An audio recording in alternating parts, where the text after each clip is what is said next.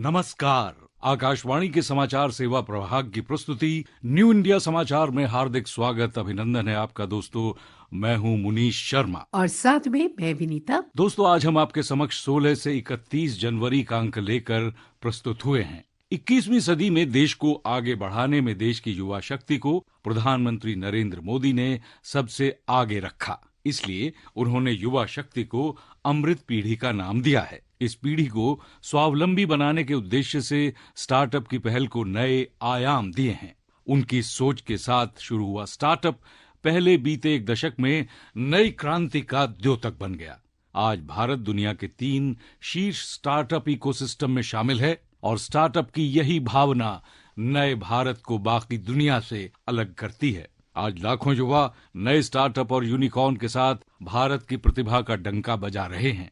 सन 2014 के पहले तक देश में कुछ गिने चुने स्टार्टअप थे और ये शब्द लोगों को सुनने को भी नहीं मिलता था। लेकिन आज 1.5 लाख से ज्यादा स्टार्टअप और 118 से अधिक यूनिकॉर्न के साथ भारत इस दिशा में एक नई गाथा लिख रहा है।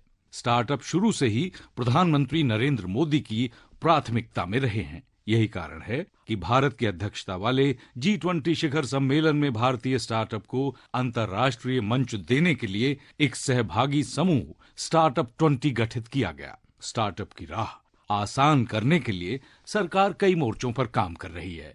हैकाथॉन और चैलेंज का आयोजन, इंसेंटिव देने, ट्रेडमार्क और पेटेंट रजिस्ट्रेशन में मदद समेत कई सुधारों पर लगातार काम जारी है। अंतरिक्ष क्षेत्र में मैपिंग और ड्रोन क्षेत्र में सुधार किए गए हैं, जिससे अनेक क्षेत्रों में अवसर खुले हैं। और इसी का परिणाम है कि आज नौजवान अपनी पारिवारिक परंपराओं से हटकर कहता है कि मैं स्टार्टअप करूंगा। आज छोटे छोटे शहरों में भी स्टार्टअप की संस्कृति का विस्तार हो रहा है। बीते मंगलवार को इस पहल के 9 साल पूरे हुए और इसी संदर्भ में दुनिया में स्टार्टअप का हब बन रहे भारत की सफलता की कहानी हमारी इस बार के अंक की आवरण कथा बनी है।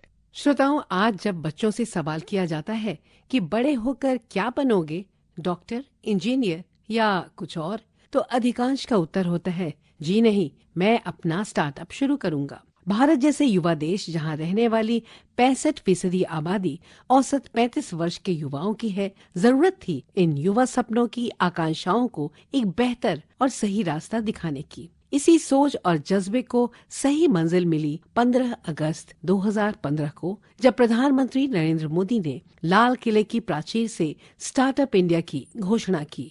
करीब 5 महीने के भीतर ही 16 जनवरी 2016 को इसकी औपचारिक शुरुआत करते हुए उन्होंने कहा, जो कुछ करना चाहते हैं उनके लिए पैसा मायने नहीं रखता।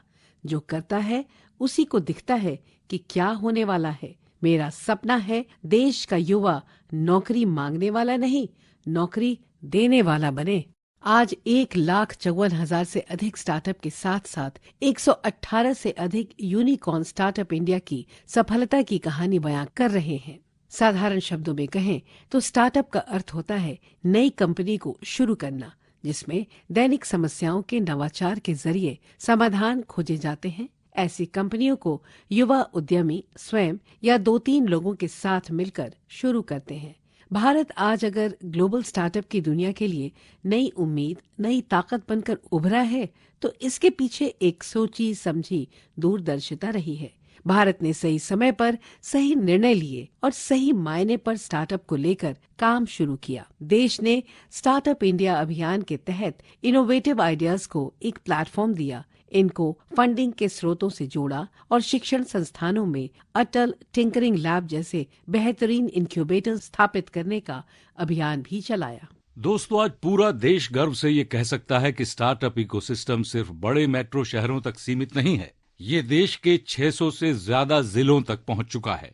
भारत की स्टार्टअप क्रांति का नेतृत्व आज देश के छोटे शहरों के युवा कर रहे हैं। कुछ लोग सोचते हैं कि स्टार्टअप सिर्फ तकनीक तक ही सीमित है, लेकिन सच्चाई ये है कि आज कृषि, टेक्सटाइल, मेडिसिन, ट्रांसपोर्ट और स्पेस के साथ साथ योग और आयुर्वेद के क्षेत्र में भी स्टार्टअप शुरू हो चुके हैं। आज ट्रेनिंग के अलावा नौजवानों को स्टार्टअप इंडिया अभियान के जरिए आर्थिक मदद भी दी जा रही है, टैक्स में भी छूट दी जा रही है।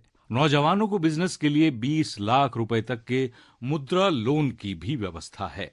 नई कंपनियों के लिए देश भर में टेक्नोलॉजी पार्क और नए आईटी हब बनाए जा रहे हैं। सरकार ने 1 लाख करोड़ रुपए का रिसर्च फंड भी बनाया है।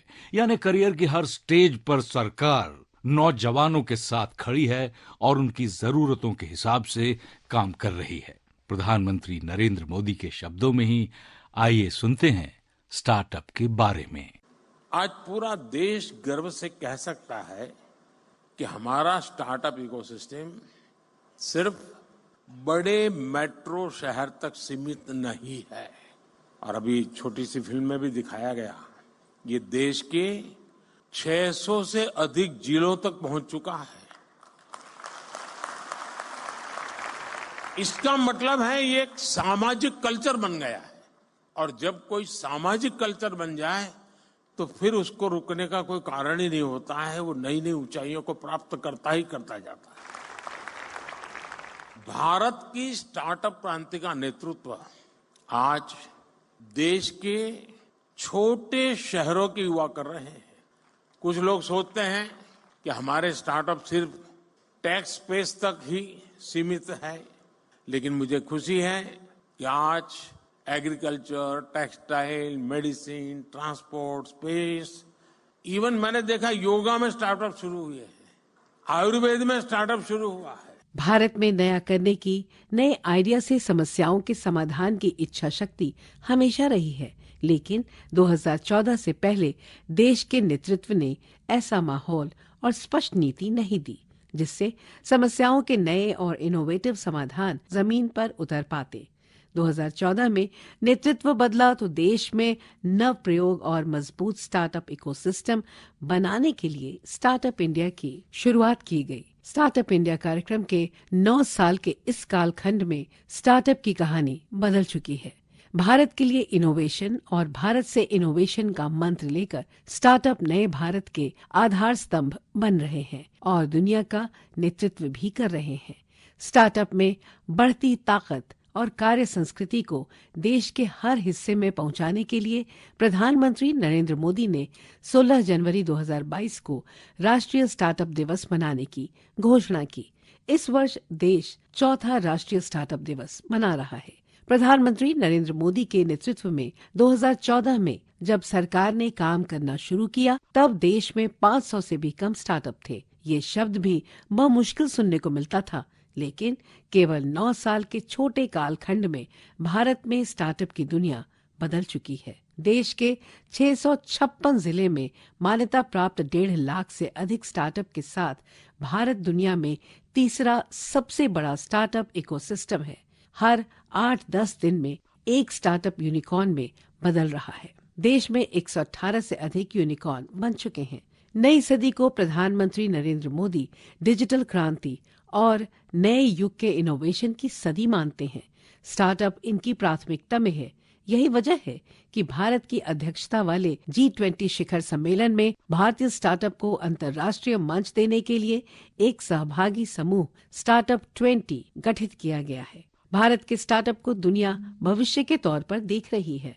देश में पहली बार भारतीय अंतरिक्ष अनुसंधान केंद्र इसरो द्वारा सफलतापूर्वक निजी रॉकेट लॉन्च किया जाना भारत में स्टार्टअप की उदार नीति का प्रमाण है। भारत एक ऐसा स्टार्टअप इकोसिस्टम बनाने का प्रयास कर रहा है जिसका आधार स्तंभ of the youth, by the youth, for the youth का मंत्र हो। महाराष्ट्र में पुणे के रहने वाले मयूर पाटिल के मन में वर्ष 2011 में अपनी मोटरसाइकिल का माइलेज बढ़ाने का ख्याल आया। मयूर की कोशिश सफल भी हुई। साल 2017-18 में उन्होंने एक ऐसी तकनीक विकसित की जिसके जरिए 40% तक उत्सर्जन को कम करने में सफलता मिली। वर्ष 2021 में उन्होंने इसका पेटेंट भी हासिल कर लिया। अटल न्यू इंडिया चैलेंज से 90 लाख रुपए अनुदान मिलने के बाद मयूर अब अपने 4 दोस्तों के साथ खुद का एक स्टार्टअप चला रहे हैं। मयूर जैसी ही कहानी अहमदाबाद के अंगद सिंह की भी है।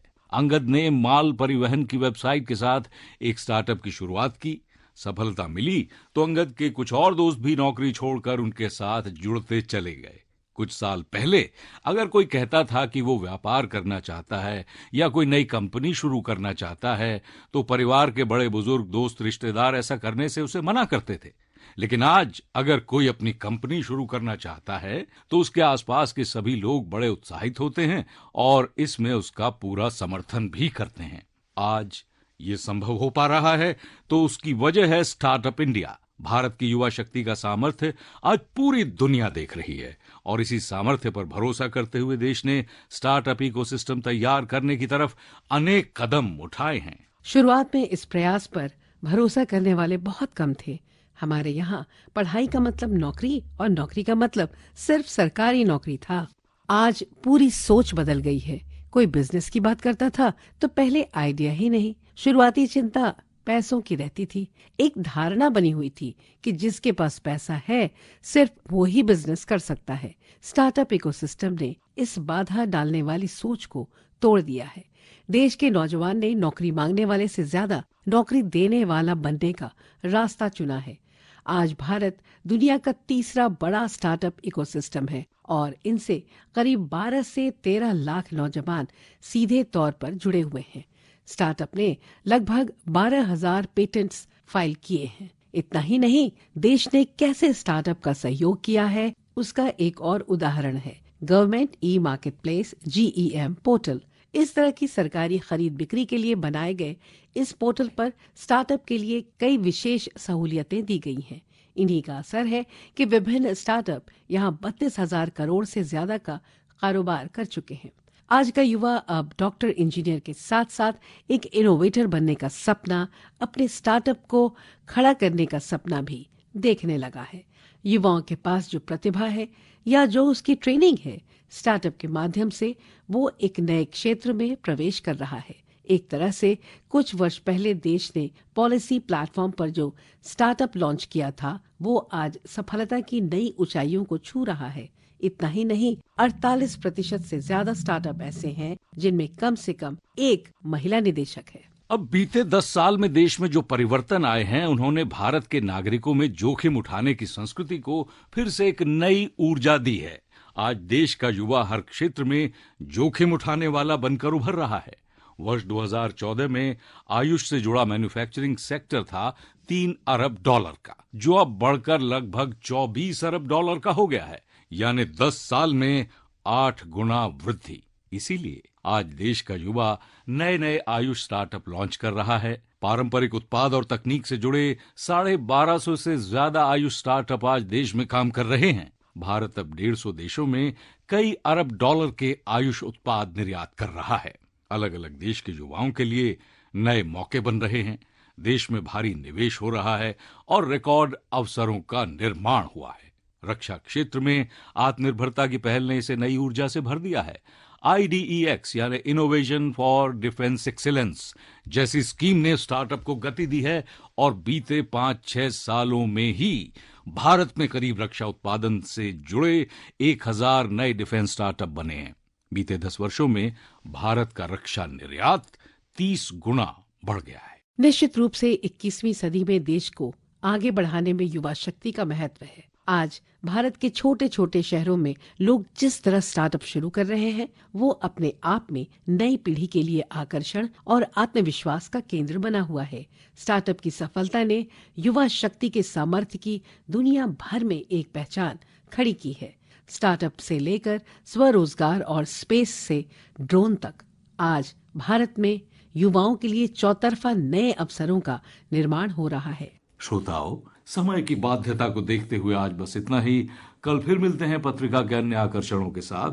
इस पाक्षिक पत्रिका की हर प्रति को आप हमारी वेबसाइट पर देख सकते हैं, जिसका पता है newindiasamaachar.pib.gov.in, जहां आप सभी समाचारों को विस्तार से पढ़ भी सकते हैं और चाहें तो उन्हें डाउनलोड भी कर सकते हैं। डिजिटल और प्रिंट में ये पत्रिका अब देश ही नहीं विदेशों में भी अपनी एक अलग पहचान बना चुकी है। इसका एक्स हैंडल है NISPIB इंडिया। इसके अलावा आप हमें अपने सुझाव भेज सकते हैं response@pib.gov.in पर ईमेल के जरिए।